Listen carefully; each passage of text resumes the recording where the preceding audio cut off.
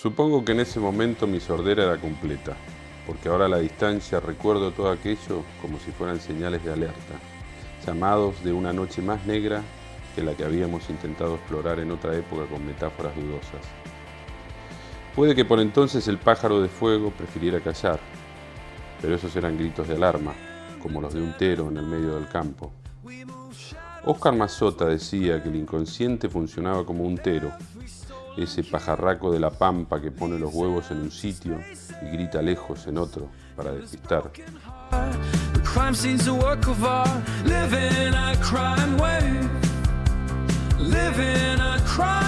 Siento que tengo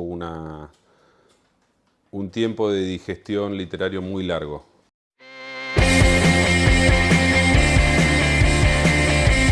Y lo siento por el contenido de experiencia vital o de sustrato de historia que narro, que suele estar muy separado en el tiempo. Necesito, creo que más de 10, 15 o hasta 20 años para rescatar o reconstruir en la ficción algún momento, alguna sensación, alguna emoción que viví en ese entonces y poder darle un uso literario.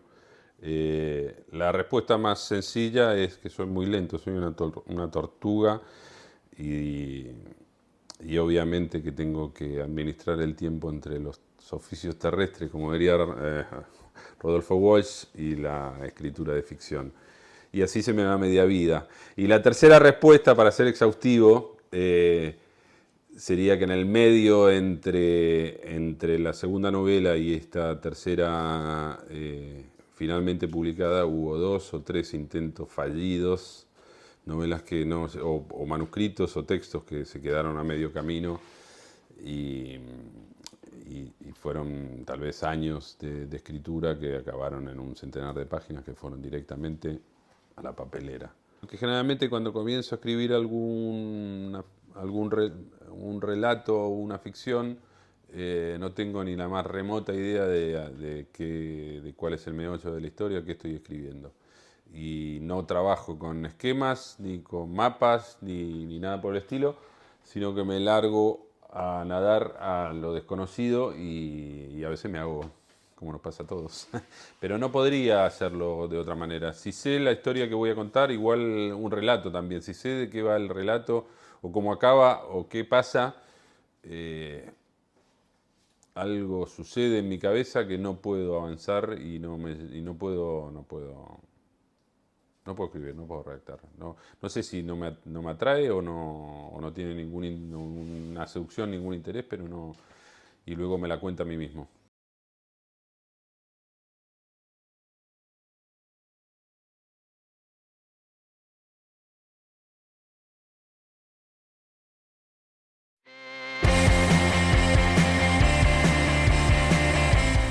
Si te soy sincero, supongo que sí, porque hay nombres de personajes que se repiten, situaciones o escenas que aparentemente eran de otra historia, pero no hay ninguna relación.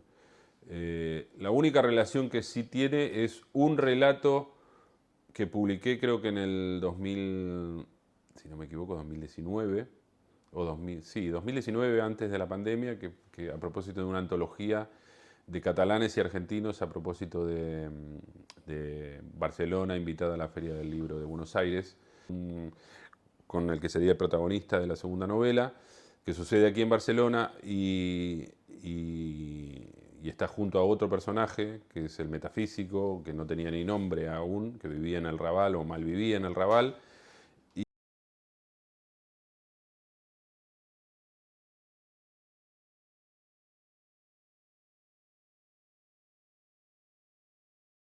Y creo que esa fue la semilla de esta novela, porque a partir de ese personaje secundario, de ese relato, me di cuenta que ahí había una historia y esta novela nació tratando de contar la otra versión a partir de ese personaje secundario que no tenía voz en el relato. Creo que no hay ninguna conexión entre la primera novela y estas dos, y realmente estas dos novelas es una conexión un poco tenue también, un poco es un juego como de personajes y de continuidad de historias ficcional donde tienen vida propia los personajes y continúa su peripecia o su vida, más allá de lo que llegues a narrar. Hay historia anterior e historia posterior, que eso también sucede en toda novela.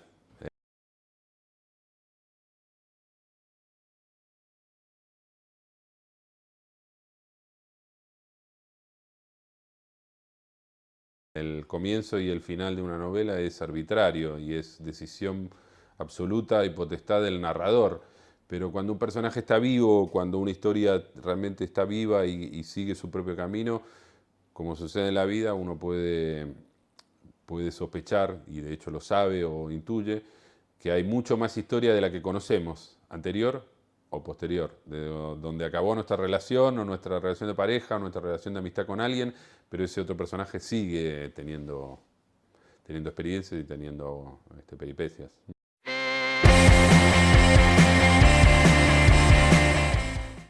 Me parece que ha dado en la tecla, desesperación, huida y desamparo.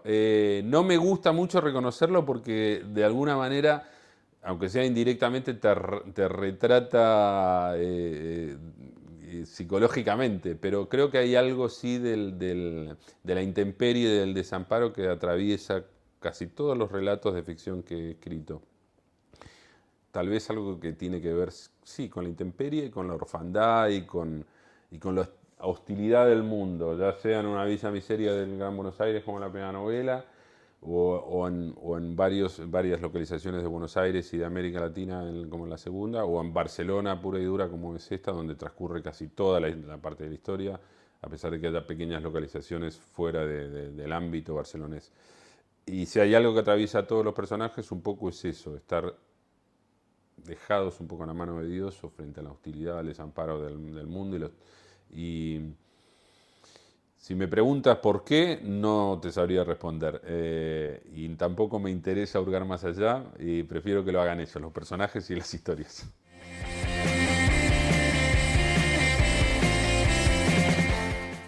Eh, sí, yo creo que por la misma perspectiva vital del narrador. El narrador ya sabemos que es el personaje de toda novela, el personaje principal, a veces el protagonista y a veces no, pero es el personaje con mayúsculas. Está colocado en ese lugar futuro y mira hacia el pasado. Y también es verdad que esa mirada puede tener algo de nostalgia, de saudade, de melancolía, de sentimiento de pérdida o demás. Eh, Creo que Juan Pablo Villalobos me hacía algún comentario, algo así como que tenía algo que ver con las ilusiones perdidas. Eh, y creo que hay algo de eso. No es tampoco una decisión consciente o voluntaria de colocar el narrador en ese futuro y narrar a toro pasado. Simplemente tal vez es un lugar puramente natural o puramente que se impone desde la misma perspectiva del personaje. Se le impone al narrador. En este detalle sí encuentro como lo descubro ahora, una cierta relación con la primera novela, donde se jugaba mucho también con la lectura de Moby Dick y de Ismael como narrador. Sabemos que Ismael o es un embustero o es el único sobreviviente de esa cacería imposible de la ballena blanca. Esto parece un detalle curioso, parece un detalle intrascendente, pero es crucial en toda ficción, porque eh, siempre el narrador se mantiene fuera de todo peligro y sobrevive a cualquier peripecia, porque si no, no hay historia, no hay relatos y luego no hay un narrador que pueda contarlo. Y eso es lo que sucede también en esta novela, aunque sea involuntariamente o aunque sea de pasada. Eh, Hay una situación de peligro, de riesgo, hay una red de narcotráfico que está rondando ahí a este grupo de personajes que son una suerte de poetas fracasados, ya no tan jóvenes, en una Barcelona un poco hostil y de diversas procedencias latinoamericanas que están un poco ahí al desamparo tratando de buscarse la vida. Y esta situación de riesgo o de crimen que se genera en el medio. y sabemos que el narrador va, más allá de que no está narrada en presente y en un ritmo cinematográfico, tal vez sí tiene algo de cinematográfico y tal vez tiene sí algo de trepidante y de acción encadenada, pero no tanto como la primera novela, mi primera novela, como Siete maneras de matar a un gato, sino que es una visión más reposada, más madura tal vez y más desde el futuro.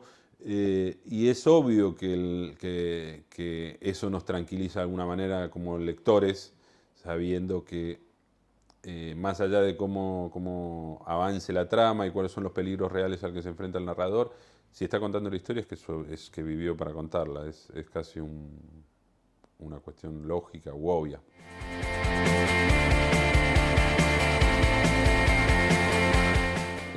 Yo creo que mi vinculación con el género, y supongo o sospecho que le debe pasar a muchos argentinos también, sintiéndose o no cómodos dentro de la tradición y el sistema literario argentino, es una relación ambivalente y casi vampírica, en el sentido de que tal vez usamos más el género de una manera más utilitaria y como si fuera una excusa, como si fuera una especie de campo de juego para ir hacia otro lugar, como si fuera una herramienta que te permite llevar la historia o conducir una historia de manera mucho más firme hacia cualquier sitio. Eh, y tal vez esto lo pienso ahora, pero tal vez tiene que ver también con la influencia de Piglia, con el uso que le daba al policial y toda la suerte de teorización que hacía del género dentro de la literatura y del detective como el narrador y del crimen o la transgresión como la piedra basal de cualquier relato de ficción. Entonces es una relación tal vez más desacomplejada, fluida, utilitaria, oportunista. Colocarte esa ropa por un rato o simplemente para ir a divertirte. Pero no es que te creas a pie juntillas que eres un agente de la ley si te pones si te pones la ropa de un agente de policía institucional. O que eres un gángster si te pones un, un saco cruzado, una americana cruzada y un sombrero de fieltro.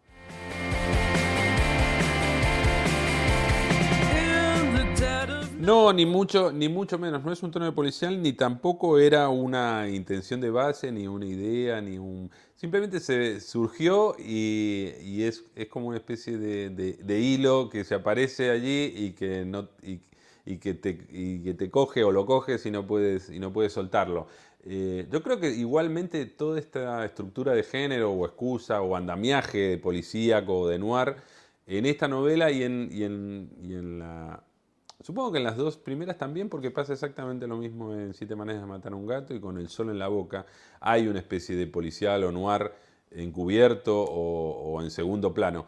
Eh, Creo que tiene que ver, que ese uso tiene que ver con la cuestión social.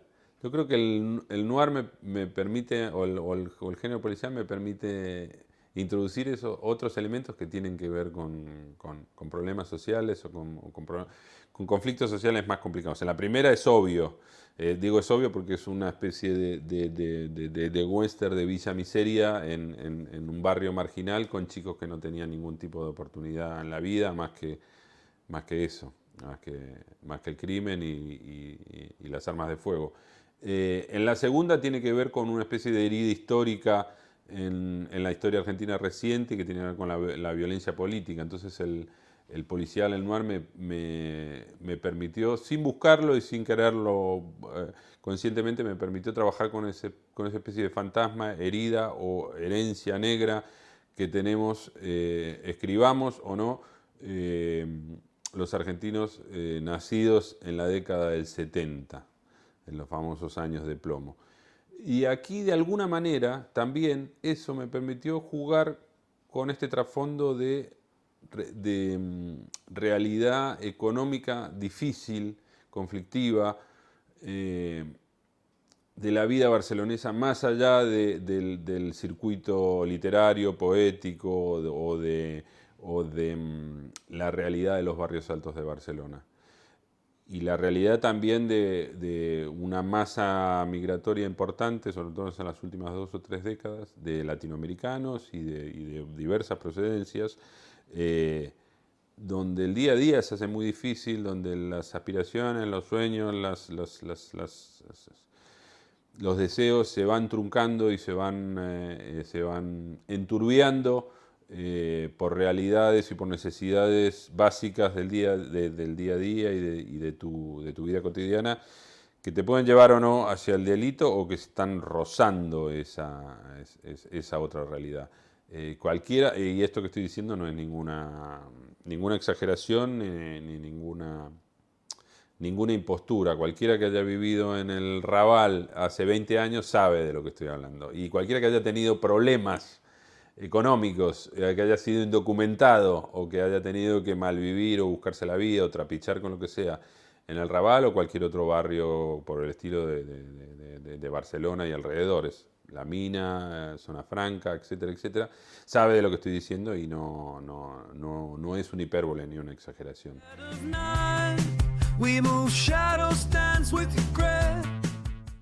Y tal vez lo que hay aquí es un reflejo de una distancia temporal y cómo la vida te va amansando, domando o castigando, y a veces tus anhelos, tus propósitos, tus deseos de alguna manera se van reconduciendo, se van transformando o se van simplemente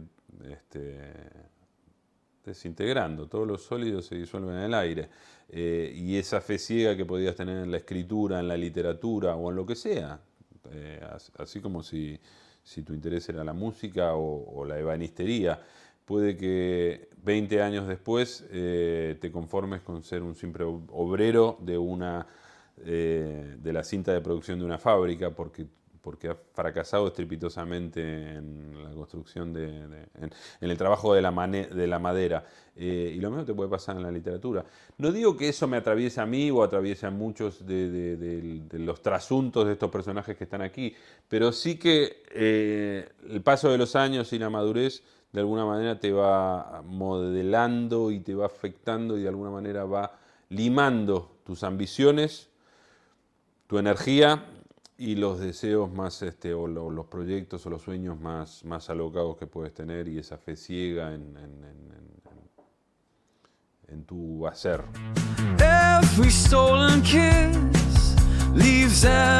Lo habías marcado muy bien con otra pregunta que tenía que ver con el desarraigo, el desamparo, la intemperie. Si hay algo que atraviesa a todos estos personajes es esa situación, digamos, de orfandad bajo un cielo abierto y no tienen refugio.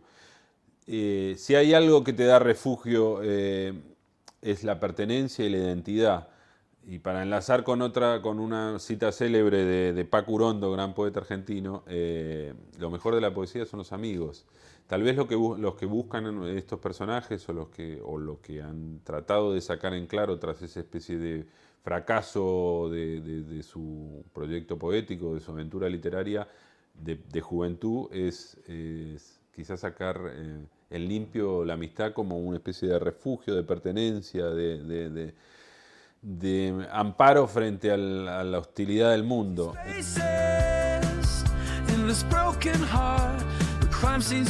Sí, tal vez lo que hay ahí en algún momento del narrador, tal vez lo que hay es quizá una parálisis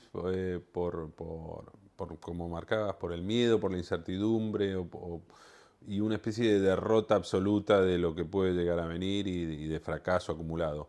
Pero a mí me gusta igual interpretar la novela o entender el relato abierto, con esa especie de final incierto que tiene, donde no hay nada de malo en esa aceptación, en esa especie de pseudo resignación del fracaso y de la derrota. En cierto sentido, o para decirlo mal y pronto, sigue siendo un poeta en ese sentido. ¿Qué es lo que hace un poeta? Fracasar cada vez, a cada nuevo intento. Más allá de que pueda hacer algo con sus versos o no, o siga escribiendo o los publica algún día. Me parece que en en la literatura, y eso nos pasa un poco a todos, creo que el fracaso es una especie de bendición. El fracaso es lo que te permite continuar en activo, continuar la marcha y seguir buscando. Eh, Me parece que tendríamos que huir como tendríamos que huir como de un fantasma del éxito y de la seguridad.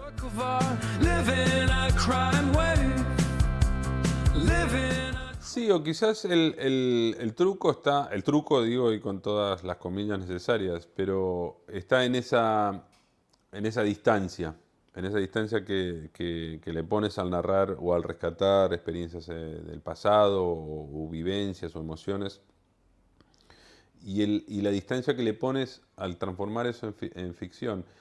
Y quizá digo el truco puede ser, o quizá el mérito o la ganancia puede ser transformar experiencias un poco dudosas o dolorosas o no del todo agradables en, en alguna forma de belleza. Y eso es el único sentido que le podemos encontrar a nuestro habitar en el mundo y al relato. Si eso nos produce algún tipo de placer o gozo estético, eh, el estar aquí y ahora y sufrir y atravesar por todos los pequeños inconvenientes o grandes desgracias que pasamos todos, ya es un logro. ¿Por qué? Porque le damos un poco de sentido a este sin sentido en el que habitamos.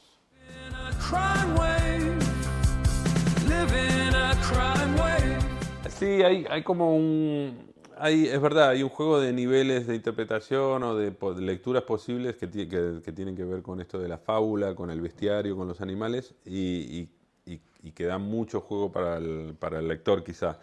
Eh, pero esto también fue un poco azaroso y se fue construyendo solo. A mí me gusta sobre todo reivindicar la estructura de la fábula clásica, de la fábula de Esopo y de lo maravilloso que tiene en el sentido de que permite extraer un sentido donde no lo hay y donde eh, ni siquiera los animales que protagonizan esa acción o esa pequeña escena o gag son conscientes de ese sentido y que al transformar, eh, al construir el relato, al construir la fábula, logras extraer un sentido donde no lo había y tratar de darle un sentido a lo que has vivido. Eh, Al mismo tiempo, con respecto a esto del bestiario, de los animales, fue un juego, tal vez un juego a nivel de redacción, de creación, que tenía que ver con esas limitaciones que uno se pone a la hora de escribir, un poco lipianas si quieres o algo por el estilo, donde encuentras un motivo y dices, vale, ahora voy a continuar la historia con estas limitaciones. Y la limitación o el desafío que me puse simplemente es, a partir de ese relato que no sabía dónde me podía llevar y donde lo único que tenía era una especie de 2, 3 capítulos con un elemento zoológico o animal predominante que podía interpretarse de manera simbólica, literal o metafórica de lo que allí sucedía, era, vale, los capítulos que siguen en esta historia que no sé de qué va, tienen que ver con esto, con el protagonismo de un animal en alguno de estos niveles, con una estructura condensada, como si fuera un relato muy breve, y que eso me permita expandir la historia hacia otro lugar, que no sabía cuál era. Y a partir de allí fue surgiendo esto, de la fábula sencilla. Es un guiño, obviamente, porque es una fábula compleja, se puede decir, pero lo sencillo también puede ser complejo, que no complicado.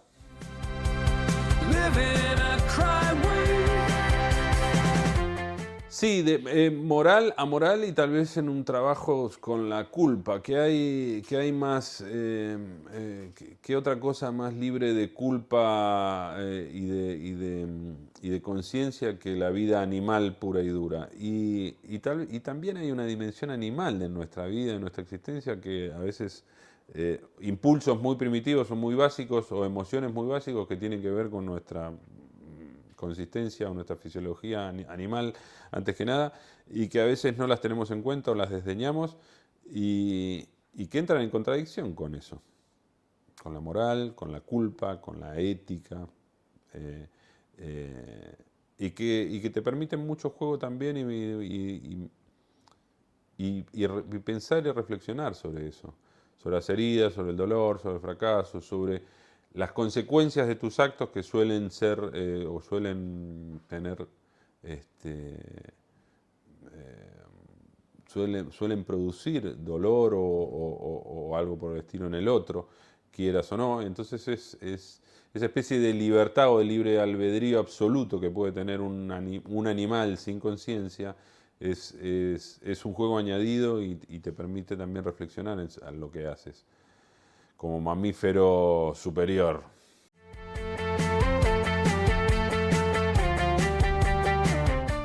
Sí, tal vez ese estado de inseguridad perpetua que tienen algunos personajes, o de inestabilidad y de incertidumbre, tal vez tiene que ver con esta condición de extranjeros o de desarraigo en Cataluña, que por más que lleven 20 o 30 años aquí, continúan siendo, habitando esa especie de no lugar entre dos orillas o entre dos, ni de un lado ni del otro. Eh, Sin embargo, yo creo que eso atraviesa a muchos personajes que por su condición de migrantes y por esa especie de juego con el desarraigo, pero sin embargo algunos personajes, pienso ahora en Lautaro y en Betty, me parece que acaban construyendo como una especie de floristería o chiringuito en el Poblenou, y construyendo una especie de hogar muy sui generis y muy inseguro tal vez, pero una especie de familia. Eh, y asimismo también el narrador con ese grupo de desarraigados en el Raval, ¿sí? de marginados, y de personas, digamos, en situación de riesgo de exclusión social muy clara, también construye una especie de hogar y refugio. Me parece que igual, ahí hay un punto de esperanza y un punto de optimismo quizás. No sé si fue voluntario también, o consciente, pero para también contar esa parte, digamos, de construcción de algo un poco más sólido a partir de tu propia condición de desarraigado, de extranjero, de foráneo, de sudaca en Barcelona, para decir mal y pronto.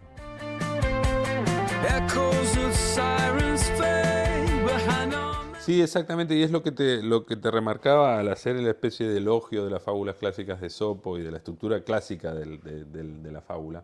Lo que me interesaba también, rescatar, era esta otra especie de, no quiero ponerme pedante, pero esta especie de dimensión antropológica donde necesitamos las historias. Todo el tiempo nos estamos contando historias a nosotros mismos y contando a los demás para darle un sentido, para buscarle un sentido a nuestro tan en el mundo que no lo tiene. Entonces necesitamos construir, y narrarnos nuestra propia fábula.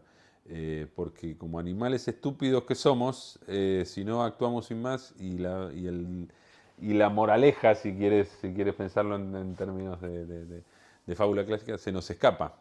Se nos escapa la moraleja, la enseñanza, el corolario, se nos pierde en el día a día. Y estamos construyendo relato todo el tiempo. Y, y obviamente que los elementos con los que trabajamos no suelen ser, esto le pasa a cualquier narrador, nos pasa a todos. Eh, Entre otras cosas porque, como me decía hace muchos años Cristina Pérez Rossi, la felicidad no tiene discurso. La dicha, el bienestar, la felicidad, con eso no logramos construir relato, no podemos hacer literatura con eso. Y siempre trabajamos con la carencia, con la frustración, con lo que nos falta, o con el dolor, o con la pérdida. Pero claro, también la gracia está a partir de trabajar con esos elementos, si quieres, eh, hostiles o desagradables o dolorosos o muy poco estéticos, eh, tratar de construir una fábula que tenga algún plus de belleza o de goce estético y que te permita a ti experimentarlo. Memories, false promises made,